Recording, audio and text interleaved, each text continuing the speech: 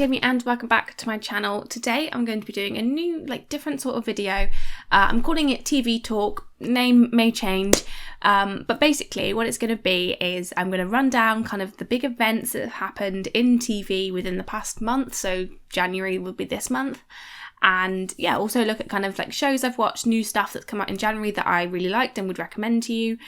And yeah, just look and see if there's any drama in the TV world. I don't know. There's actually a lot to talk about in January because a lot of big things have happened.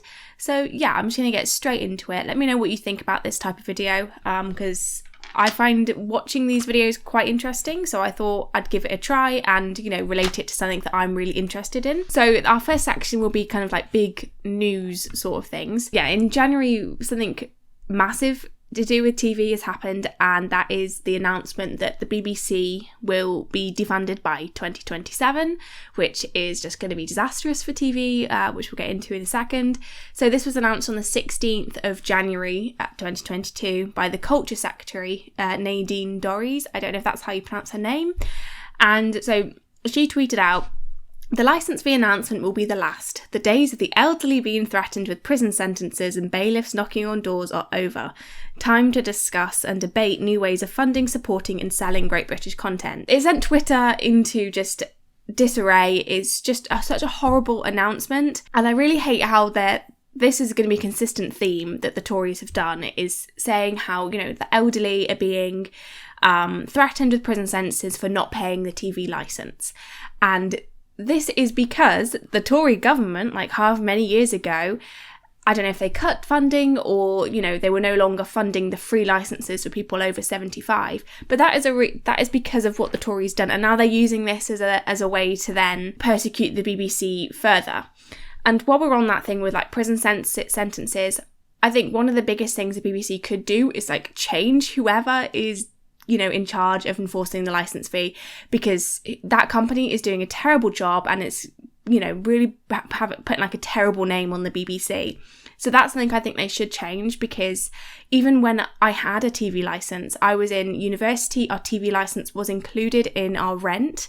It was in our contract that we signed that our TV licence was being paid. We still got letters every month, telling us to pay our licence fee when we already had our licence fee. So yeah, they need to change the company. I think that's one of the biggest things. And I'm fully for decriminalising it. I think there are definitely more ways you could go about it. Discuss new ways of funding, supporting and selling Great British content. And again, this is another thing that we'll see, is they haven't come up with any solutions about how the BBC will get their funding. And Nadine Dorries doesn't seem to have any clue how it's done in the first place. She thought Channel 4 was publicly funded, which it's not. It's privately funded. It's funded through ads and, other stuff like that. So yeah, she doesn't even know what she's talking about in the first place. And also the licence fee isn't just for the BBC. Yes, a massive part of it does go to the BBC, but the licence fee also covers live television, no matter what channel you're watching. So again, it's ridiculous. After this, very vague, we're gonna look at defunding things. They then said that they were going to freeze the licence fee. So the licence fee currently is £159 and it was going to go up to £180, around that, to match inflation. This wasn't just the BBC being we want more money, put up the prices, it matches inflation. Yeah, so they're freezing that. So overall, I think they're freezing it for the next 2 years. The BBC will lose out on £2 billion, which is a lot of money, and a lot of money to miss out on, and less money to fund making TV shows. I think I'm not fully against freezing the licence fee, because prices are going up for everything, and minimum wage is due to go up in April. So, we've got all these prices going up and our wages aren't going up until April. So I can understand wanting to not put up prices, but they're currently arguing to put up the national insurance price, fee, tax. It's basically just another form of taxation, and they're wanting to put that up. They're not doing anything to support people with rising electricity costs. They're cutting universal credit. So all this kind of thing, we're helping the elderly. It's they're really not. They're doing everything else they can to hurt the elderly and working class people further, and are using the licence fee like freeze or cut to make it look like they are doing something for them. And this is basically just a massive thing. So why this is happening mainly is because the Tory government believe that the BBC, the way it presents the news, is biased towards the left. They think the BBC is more left-leaning, when like the BBC's ideology is to be impartial, which I do believe is kind of impossible to be impartial on some things. You know, if somebody is racist, that's objectively bad. So you can't really like look at that on both sides, because if it's bad, if it's like objectively bad and we all kind of believe it's bad, you can't comment on that as like a good thing. I will say again, I don't think they're perfect in the way they present things. There have been some things they've done that I don't like, and yeah, that I think are a bit too right-wing, but like in the end, I think overall I like the way that they present the news, and more importantly for me, the BBC it just creates really, really good programmes. Again, so the day after this announcement was made, she starts tweeting again, we simply cannot justify putting extra pressure on the wallets of hard-working households. Again, like I've said this just before, like this isn't the biggest pressure on our wallets. It's, you know, loads of other things that you're just not doing anything to fix. Okay, and this is another thing that really, really gets me. So this is, yeah, it could be a long point being made here. Okay, on her Twitter, there's like a clip from her speaking in Parliament. So this is a bit of what she says. We need a BBC that is forward-looking and that commands support from across the breadth of the UK, not just the London bubble. And the kind of like title on this is a BBC that represents the entire UK, not just the London bubble. I think back in the day when the BBC was first introduced, yes, it was very London-centric, but I think they've done such a good job to kind of widen it to the UK. Yeah, I think that as a Welsh person, I feel represented. There's so much Welsh, like BBC Wales has produced so many like good Welsh programmes. I feel represented by it personally. And this is where this really starts to annoy me. So they're saying they want a BBC that represents the entire UK. So Ross Clark, I'm not sure who he really is. I think he's a journalist. But one of the proposals he's made to kind of make up this 2 billion deficit is to cut local radio and TV stations. That is just completely going against the point of the BBC wanting to represent the entire UK. So there is a BBC radio and TV station for every nation. So there's BBC Wales or BBC Cymru, and then there's a Gaelic one, and there's like a Scottish one, Irish one, a Northern Irish one. Then you've got your individual like counties. There's like a Southeast channel. There's, you know, Northern ones, Midlands. Like there are news things specifically for each like part of the UK. So I don't really understand that, and I feel like, and also I can't remember who it was, I think it was Alan Sugar more recently, making a comment on like how he doesn't understand why Martin Freeman's put on a Scouse accent, Liverpudlian accent, in a programme where he's in Liverpool playing a person from Liverpool. And it's like, if we've got people criticising accents that aren't, you know, the classic British, even though there isn't a British accent, but like what typical middle class, posh-ish English accent, then how are we supposed to be representing the entire UK if you're then going to be criticising regional accents? It's just a bunch of just hypocrisy and just going back and forth on what they want. So this Ross Clark guy also proposed a few other things, one of them being to cut CBBC, which again is just going to be disastrous. His argument being that CBeebies is the more successful channel, which it may be in terms of viewership, I don't know, but that is just towards like for like up to 7 years old. CBBC is more than just like the channel, it's educational, it produces fun educational programming. They have a news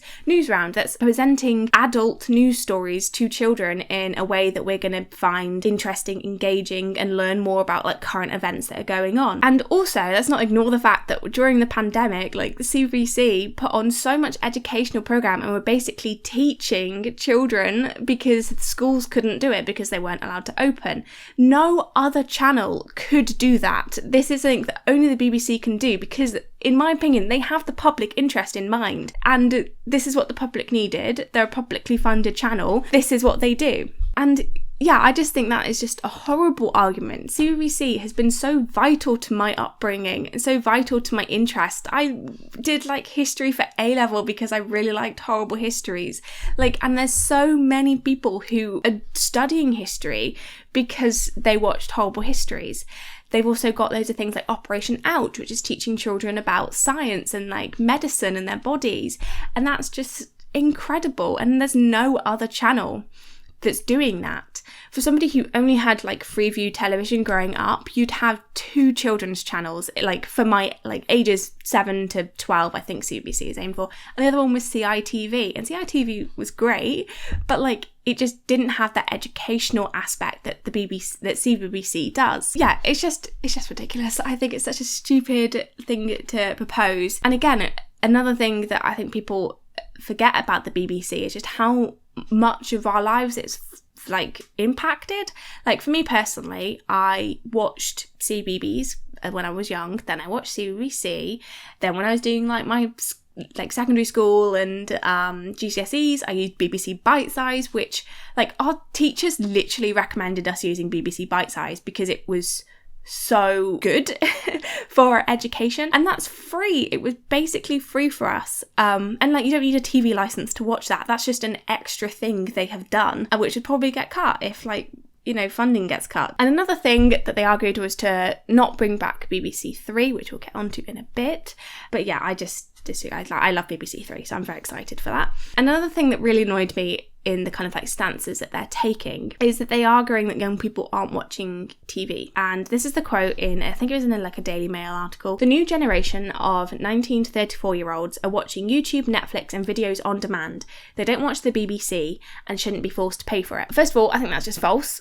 I think a lot of us do watch TV. Unfortunately, at the moment, I cannot watch TV live just to do with my work schedule, which I hate. I love watching things like Taskmaster Live and Ghosts. Like even if I've watched it before, I love watching it on TV. Again, I could be the exception because I am really into TV. But like I studied TV at university, well, film and TV at university. And, you know, there's a class of like 100 to 200 of us all wanting to study television. So the fact, and that's just one quite small university. And they do this like similar courses in other universities.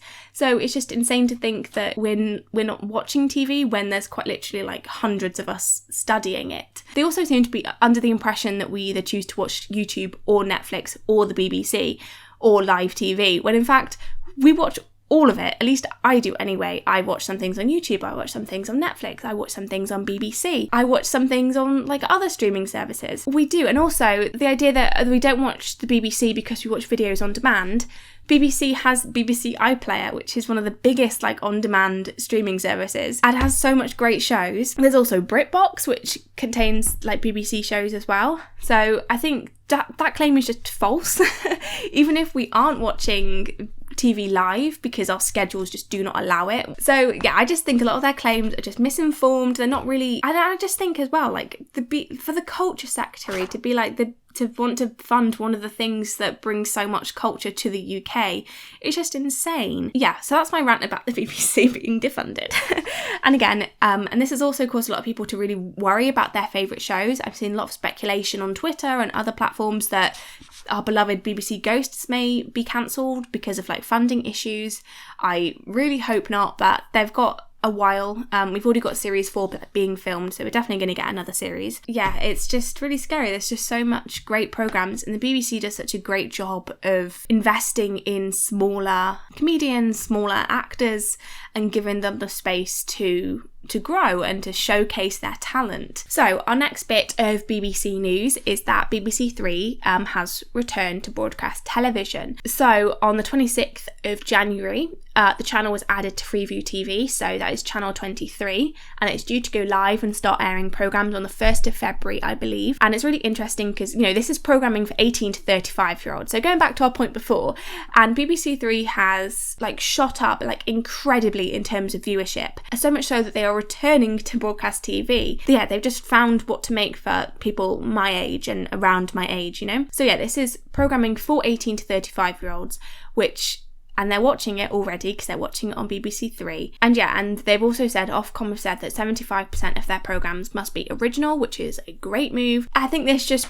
disproves their point again that young people aren't watching TV, because we've watched BBC Three so much that they've got the funding to return it to broadcast TV. So some of the stuff that they've done, like BBC Three, would be like Fleabag, This Country, and we've also got like yeah, just loads of brilliant BBC shows. And some shows that they've announced, RuPaul's Drag Race, UK versus the World, Santa Claus a Serial Killer, which is like a true crime series, which sounds really interesting, and Flight Club, which is like a documentary kind of thing looking at people in like the airline industry. Sounds really interesting. And also we're getting series 2 of Starstruck, which will be airing on BBC 3 on the 7th of February 2022. So our next bit of news is also to do with the shows getting renewed, and this is CBS's Ghosts has been officially renewed for a series 2. This was announced on the 24th of January 2022. Yeah, this is just incredible. CBS Ghosts has just done so well. And I would strongly recommend watching the little announcement they did, because the producers surprised the cast with the news, and it was just incredible. They were all so happy, so shocked that it managed to happen, and for it to be renewed, I think they're 13 episodes into the series, for it to be renewed now is just incredible. So they've averaged over 8 million views an episode, which is just amazing numbers, and they have gained such like a core loyal fan base already. For being like halfway through a series and having such a big fan base already is just incredible. Their number 1 series on Paramount, and the biggest comedy debut of this series, of the season, sorry.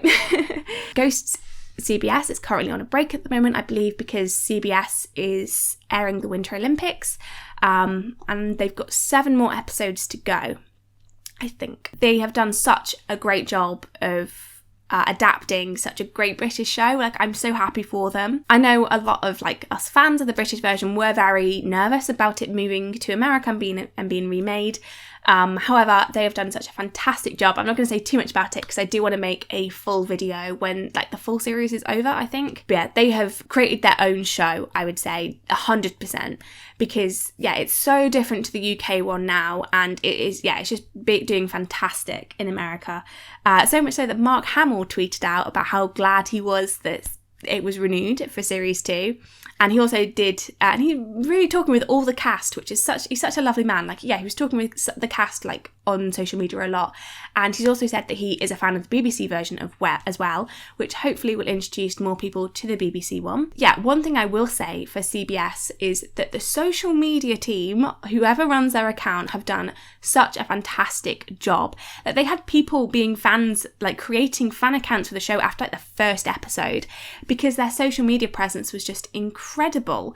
And they continue to do such amazing stuff. And I think the BBC's Ghosts could really do with that, because there's so many people that I know that just have not heard of the show, and like or if they do know of it, they know about it because I've introduced them to it. And that's just insane to me. Like, I don't know, because obviously I'm kind of in like a bubble, because everybody on like my YouTube loves Ghosts. Everybody that I follow on Twitter and Instagram and stuff is such big Ghosts fan, and especially going to like the BFI event, it's like, wow, this is such a big show, like it's got such a big fan base. But yeah, I think BBC Ghosts averages around 5 to 6 million per episode. But yeah, like it's doing very well. And think about it, America is a lot bigger than the UK. Both of them are doing incredible. And also to do with this, I did see on Reddit this morning actually that a lot of the fans of CBS Ghosts are getting so tired of people constantly saying the UK one is better, when this is mainly on the subreddit. So there is a BBC Ghost subreddit and a CBS Ghosts subreddit.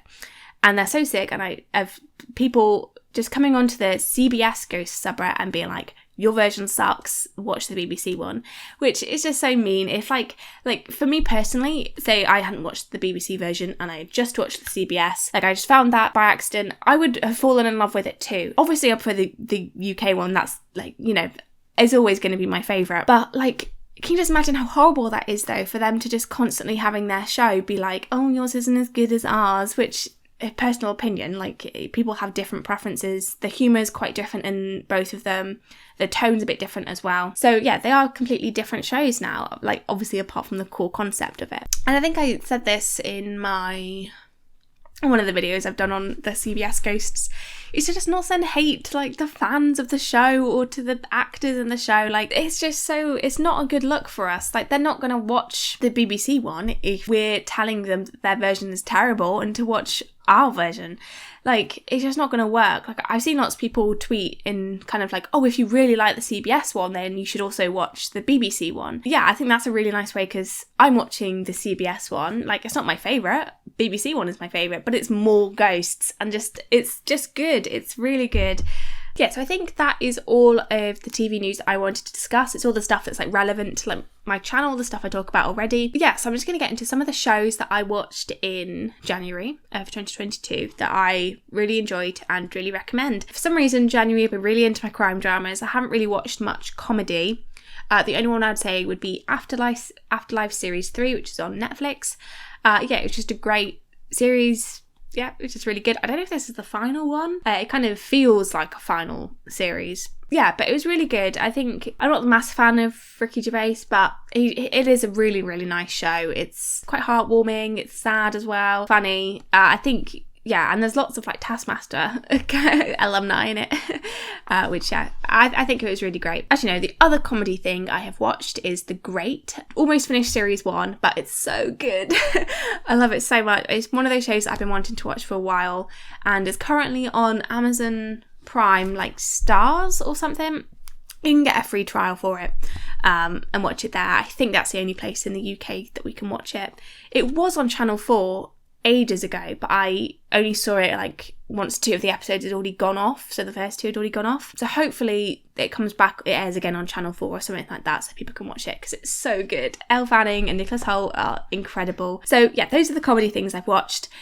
So yeah, everything else has been more drama kind of based, all crime drama actually. So a program I watched from a while ago was The Stranger. So it was a Harlan Coben Netflix show. I really liked the first one they did, which I can't remember the name of.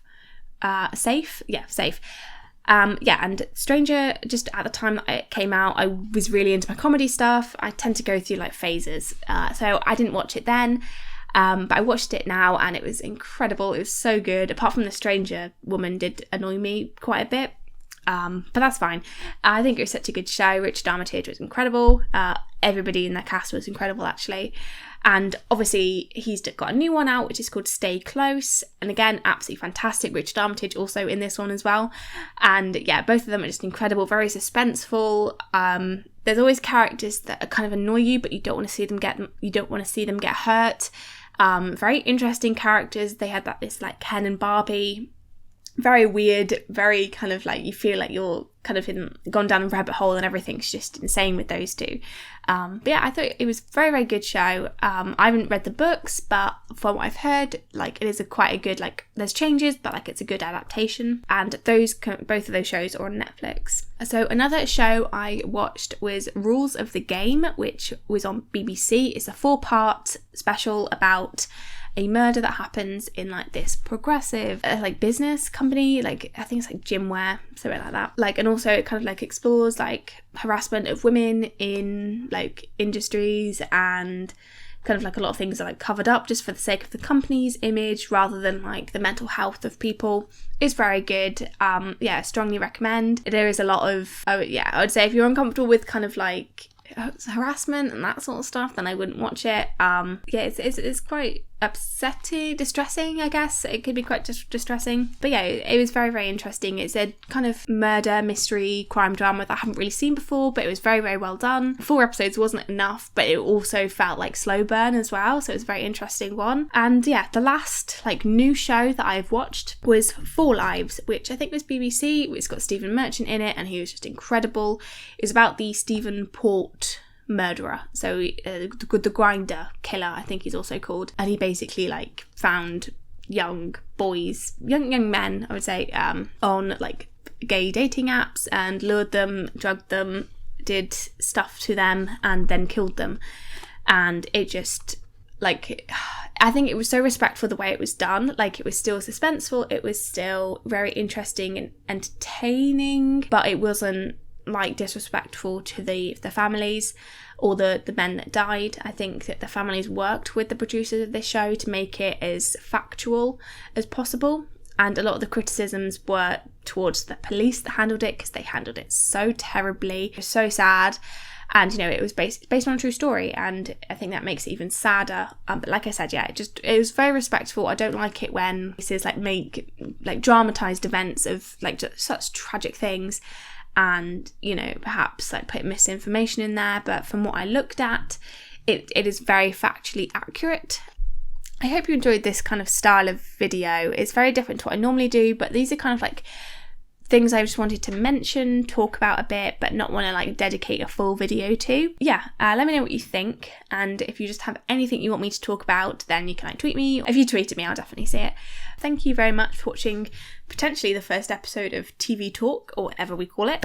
Yeah, if you like this video, then please give it a like. It will be very much appreciated, and comment down below your opinions on anything that I've talked about today. BBC being defunded, BBC 3 coming back, CBS Ghosts, and subscribe if you want to see more videos to do with TV. I talk about it a lot, and yeah, thank you very much for watching, and I'll see you in the next video.